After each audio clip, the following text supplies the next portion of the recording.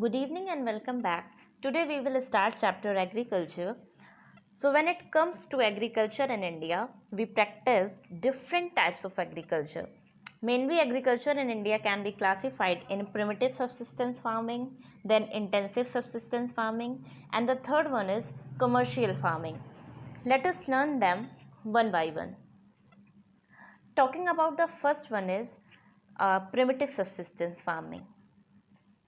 Now the major part of the India practices primitive subsistence farming because most of the farmers are poor farmer and they have small land holdings. So they mainly cultivate crop for their own family.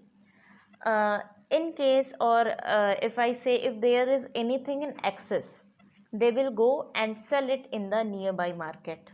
So such a farming which is done mainly for their family is known as subsistence farming. Now this type of farming practiced on the small patches of land because because the farmers are poor. It is done with the help of primitive tools like hoe, dhow and the digging sticks. This type of farming depends on monsoon, that is the rainfall, the natural fertility of the soil. Because the farmer is not rich enough to buy the chemical fertilizers or arrange for organic manure. Third is the suitability of other environmental conditions. This is only in the rainy season, and if it's the rains properly, they will cultivate or the land will like waste. The member who are involved in family activities is a family member. So family or the community labor is involved in the whole process. Now within subsistence farming, we also have something which is called shifting cultivation. So if I talk about shifting cultivation, it is practiced by tribal people who are living in remote or the far away areas.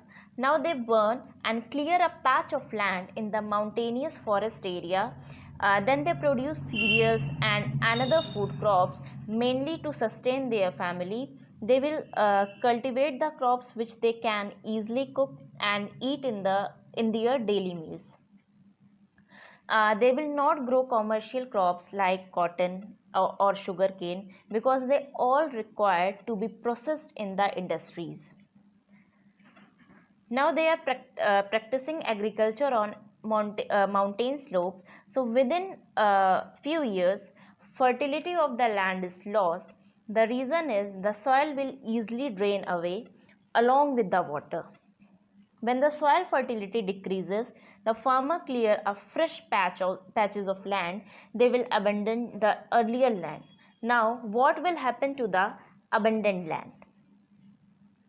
In due course, the soil may regain fertility or it leave barren patches of land. So we can say this type of shifting allows nature to replenish the fertility.